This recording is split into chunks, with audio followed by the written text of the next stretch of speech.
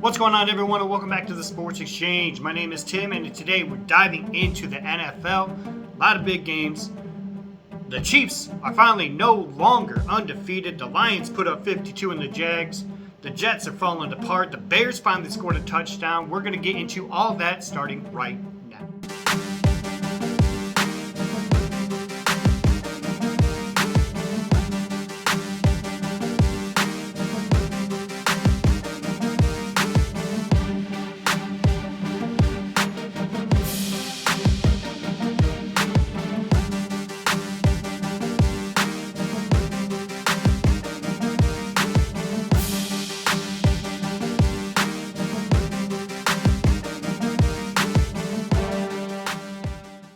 Okay, first, we're going to start off with the Buffalo Bills, Kansas City Chiefs. Josh Allen finally takes down Patrick Mahomes this season for the first time.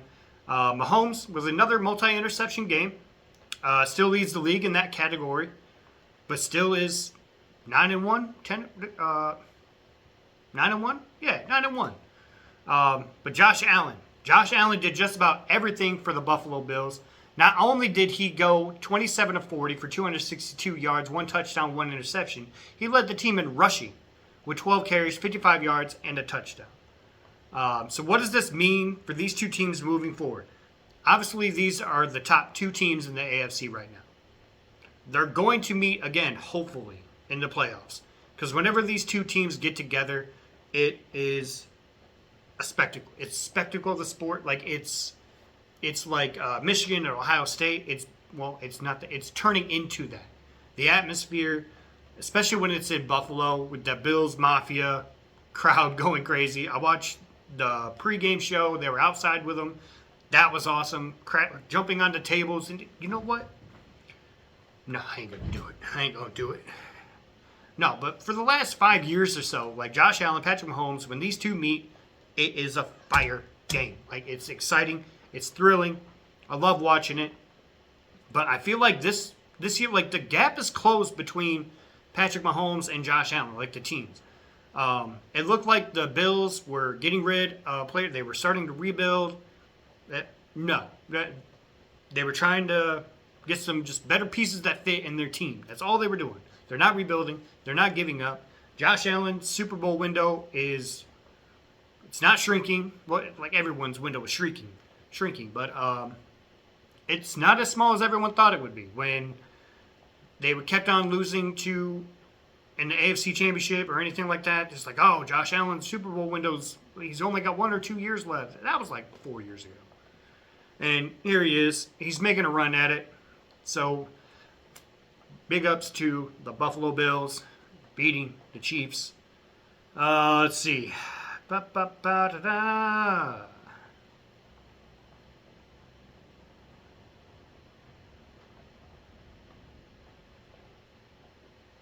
Okay. But a little bit more on the Chiefs. Like I said, the gap's closing. But it seems like the Chiefs don't have that high-powered offense anymore. They just seem to be that team that has a really good defense and just squeak by teams. And we've seen it all season. Starting with a 27-20 victory over the Ravens, 26-25 over the Bengals, 22-17 over the Falcons, 17-10 Chargers. Their biggest win differential was 26-13 versus the Saints. 28-18 versus the 49ers, 27-20 versus the Raiders, 30-24 versus the Bucks, and last week's 16-14 victory with a blocked field goal over the Broncos. And I get it. It's not how you win, it's just that you win. But there are a lot of teams out there doing a lot more than just squeaking by with wins. And with the remaining schedule being kind of soft for the Chiefs, they really needed to keep it going if they wanted it past the Bills. But I don't know. We'll see what happens down the road. Okay, next up. Imagine this. You're a Ravens fan, right? And your team is on the verge of tying the game with a 2-point conversion. You have Derrick Henry, who's beast mode. And you're going against the Pittsburgh Steelers. You're right. You hate this team, right? The best running back in the league. Right behind Lamar Jackson. and you don't give him the ball. You don't give the best running back in the league, leading the league in rushing yards, touchdowns. You don't give him the ball? You do like a rollout, fake run pass option with Lamar. He was looking for someone. Nobody was there. And I don't understand. I don't understand that play call at all. Like, I get it. Derrick Henry wasn't having a Derrick Henry night. He only had 65 rushing yards on the night. But still, it's Derrick Henry. It's 2 yards. Give him the ball. But kudos to Steelers. They're on a roll right now. So how real are the Steelers? In the beginning of the season, we had no clue who the starting quarterback was even going to be. Was it going to be Russell Wilson or was it going to be Justin Fields? They both got acquired during the offseason. First, it was going to be Russell Wilson. Then training camp happened. And then it was like, well, Justin Fields he's doing better than Russell Wilson. Let's give Justin Fields a shot. Then the injury. And then now they seem to be running both of them. And since doing that, no one's been able to beat them. They're on a 5-game winning streak. Their last loss was to the Cowboys and to the Colts. Cowboys and the Colts are their 2 losses. I can understand, NFL, any game is competitive, anyone can win. But the Cowboys? The Colts? Don't get me wrong, the Colts, it depends on who was quarterback that day. I think that was the Joe Flacco game. But still. Can the Steelers win the division? The win versus the Ravens certainly helps. That happened. Now, they still have to play them again. If they win that, they have the tiebreaker. They already got a 2-game advantage over the Ravens right now. The only team that's below them is the Bengals. I think they're at, 4-6? 4-7? And then the Browns at 2-8. So, December 21st, when the Steelers and Ravens play again, that would be the deciding factor in who was winning this division. The Detroit Lions embarrassed the Jaguars, who were without Trevor Lawrence. But I think even if Lawrence was in there, I don't think it would make too much of a difference. The Lions set some personal organizational goals or records. I don't know why I put goals. With 38 first downs and 645 total yards and a yard differential of 475 yards. That's how many more yards they had than Jacksonville. 475 yards. That's insane. So how big was this turnaround for the Lions after last week with Jared Goff throwing 5 interceptions? I don't count it as 5 because one was the Hail Mary. 2 of them were tip passes. It's not like he was having a bad game. Like, he even was talking about how he went over the sideline and talking to Ben Johnson and Mark Brunell, his quarterback coach, and saying, is it me or am I just having a really bad game? He's like, no, you're fine. You're just getting some bad breaks. And it's like you're putting the ball where it needed to be. Sometimes you're going to have games like that. They don't happen very often, especially with 5 of them. But still, this turnaround, it was great to see, but I don't think it was needed. Now, does this game solidify his legitimacy? Absolutely. People were writing him off, saying he isn't an MVP candidate anymore. Well, with that response, throwing a perfect game with a passing rating of 158.3, I think those people are changing their mind. It's like, you know what? He could be it. He's probably not going to get it because you got Lamar Jackson, you got Derrick Henry, you got Saquon Barkley. I don't know. But I hope he does. Gibbs, Demo, a.k.a. Sonic and Knuckles, put on another stellar performance running the ball. Jared Goff also showing off his motor skills, rushing the ball 4 times for a whopping 21 yards. Woo! Way to go, Jared. So what is the most interesting thing about the Lions team is the unity. The unity of this team is like anything I've ever seen on an NFL team. Down to Brad Holmes, the GM, the emotion Dan Campbell displays on and off the field about his team, all the way down to the fans. Like, I'm pretty confident there's not another better fan base than what the Lions have right now. That's like everywhere they play, they almost overtake like the home field advantage with crowd noise every time. Every stadium, you hear chants, Jared Goff, Jared Goff. And to be honest, if you watch the Arizona game, like you go back, you can see even Arizona fans getting into it. Jared Goff. It happens all around here in Michigan. Red Wings games. I think it happened at a baseball game when they were in the playoffs. It's happened here in Kalamazoo. It's happened at football games around here. It's playoff season. It's just electric around here with Detroit Lion fans. We're excited. I'm excited. Ja'Marr Chase showing a little bit of frustration with how the team's performing this year, replying to reporters. Go ask Zach. Go ask the coaches why we can't close games and why we're failing miserably this year. Does Chase have a point to call out his coaches to the press like that? This is not the first time, actually. He's gone out earlier this year. This season. And gone out and just go talk to the coaches. I don't have the answers to the questions that you're asking. I just don't have them. Go ask the coaches. So, I think there's a right way and a wrong way to go to the press talking about your team, especially your coaches and your staff. I think he is doing it technically the right way. There's a fine line. He's right next to the fine line, but he's still on the right side. If he goes any farther with it, I don't think he will. I don't think he has. Then it's fine. You just want to call out you're displeased. Let him know. Let other people know. Just, hey, I'm not happy. Go ask them why I'm not happy. Because I don't know why this ain't working. We got the roster. We got the quarterback. We got the defense. I don't know. He don't have the answers. I don't have the answers. I don't know what's going on with the Bengals. All right, so here are my top 5 MVP candidates. And number 1, got to go, Derrick Henry. Leads the league in rushing touchdowns and yards. Let's see. He's on pace to get 2,000 yards this year, which would be amazing to see him do it again. He did it again last time in 2020, where his total was 2,027 yards. Number 2, Joe Burrow.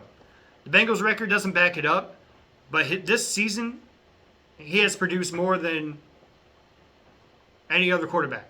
He leads the league in passing yards, passing touchdowns, and 3,028 yards and 27 touchdowns. So, Joe Burrow, number 2. Number 3, Lamar Jackson. If we're going to put Joey B up there for production reasons, then Lamar Jackson has to be on it as well, since he's right behind Joe Burrow in both those categories, and passing yards, passing touchdowns. Number 4, Jared Goff. Jared Goff. Sure, yeah, he had 5 interceptions last week. Big deal. But his skill set still managed to get them back in that game and get that ball driven down the field to set up the game-winning field goal. So, and then to follow it up with what he did versus the Jaguars just solidifies it. And that's why he's on this list. Number 5, Saquon Barkley. The man sits right behind Derrick Henry in rushing yards, touchdowns. Actually, he's about 4 spots behind Derrick Henry in rushing touchdowns. But still, top 5? Come on. Players that are on the bubble for me, Ja'Marr Chase, Baker Mayfield. Believe it or not, I have a DB on here. Kirby Joseph. I know this is going into a little bit of last year, but he's had an interception almost every game. Almost every game. If not an interception, he was close to getting one. This dude is everywhere. And if he's not a game changer and valued to be on a MVP bubble list, I mean, he's also got 47 tackles this year. He's a safety. 47 tackles. Safety. So, yeah, he's on the bubble list for me.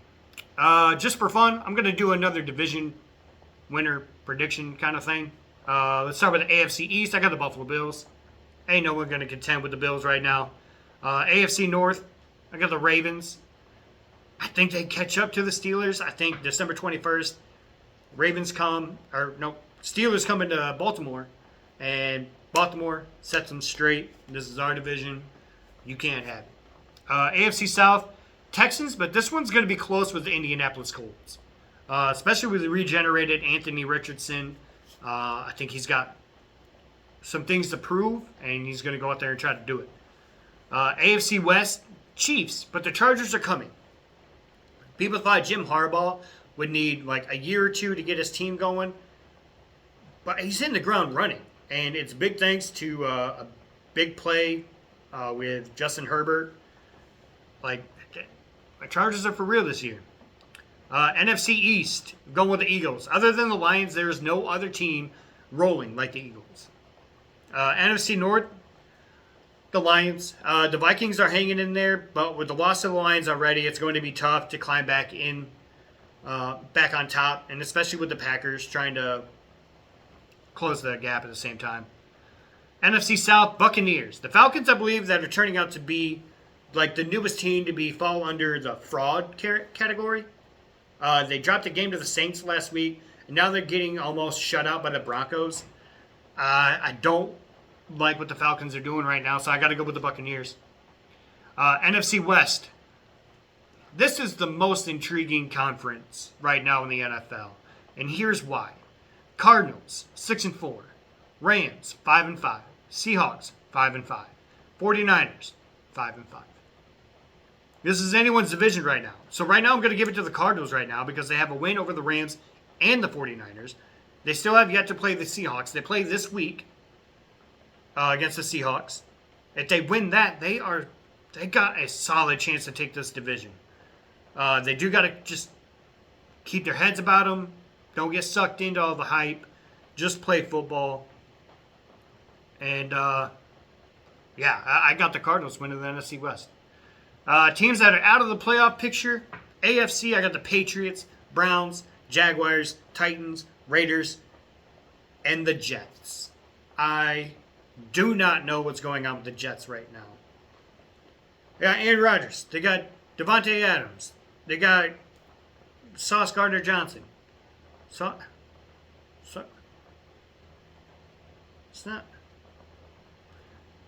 I messed that up. I'm going to put it up here.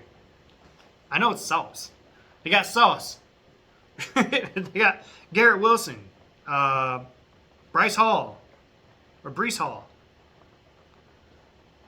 They have the roster. I don't know what's going on with the Jets. You tell me what's wrong with the Jets. Go in the comments right now. Tell me what's wrong with the Jets. I don't know. NFC. Here's who's out. Giants, Panthers, Bears, and I believe the Cowboys. Cooper Rush is not the answer. He had a good run a couple years ago when he had to come in for Dak. Had some magic going there. It can't happen this year. Or it's not going to happen this year. So, yeah, I think the Cowboys are out of the playoff picture. All right. Let's get into the picks. That's why y'all are here. That's why I'm here. Steelers versus the Browns. I'm going to take the Steelers. Lions versus the Colts. Got the Lions. Bucks versus Giants, who benched quarterback Daniel Jones and placed him on the roster as the third string. They didn't just put him as backup. Third string. So now Tommy DeVito is going to get the start, and his backup will be Drew Lock. Bucks. Let's see. Titans versus the Texans.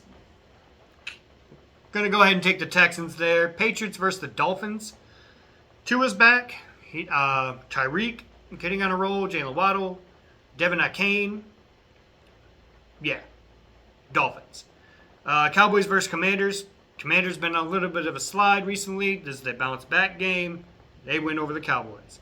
Vikings versus the Bears. Bears finally scored a touchdown. I mentioned that earlier. It took them a while. I thought they got in. They reviewed it. Said no. His elbow was down before the ball crossed. Then it went down to fourth down. I was like, oh my God, this crowd is going to erupt if they don't get this touchdown right here. But they finally got it. Over 4 weeks without a touchdown offensively since October 5th. 4 to 5 weeks. So, yeah, not good, but they're rolling. They still lost, though. Still lost to the Packers by 1. Vikings. Chiefs versus the Panthers. Wow.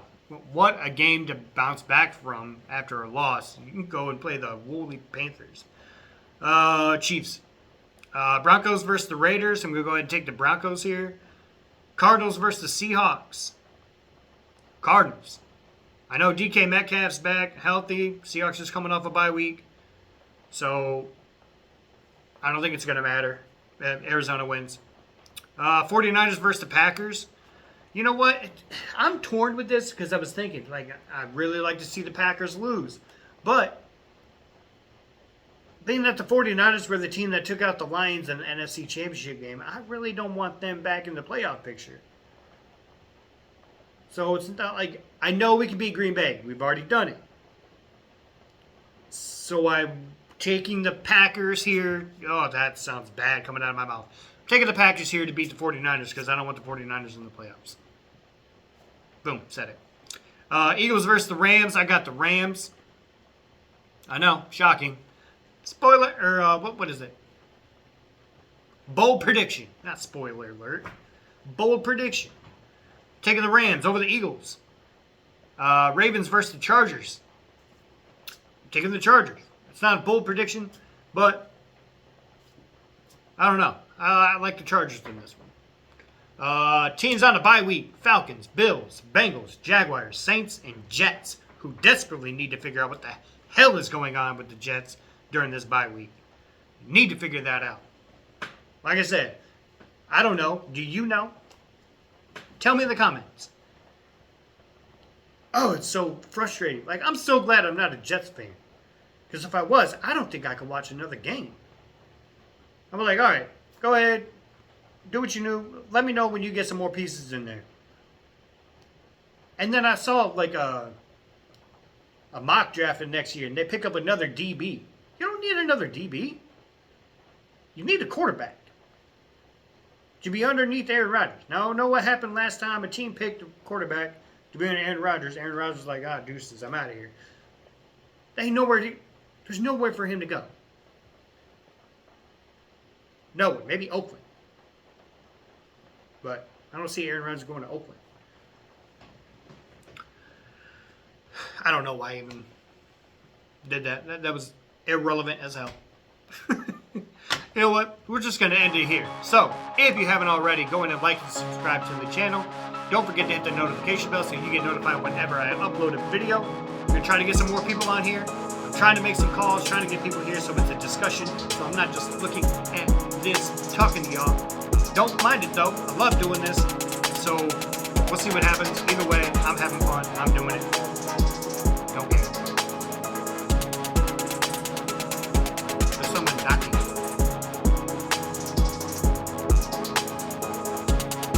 Someone knocking. Hey! Oh, it's the dog's tail. It's outside, just sitting beside it. Alright. Anyway, scratch that. I don't know if I'm going to put this in. If you're watching it, I left it in because, once again, I don't care. Love it.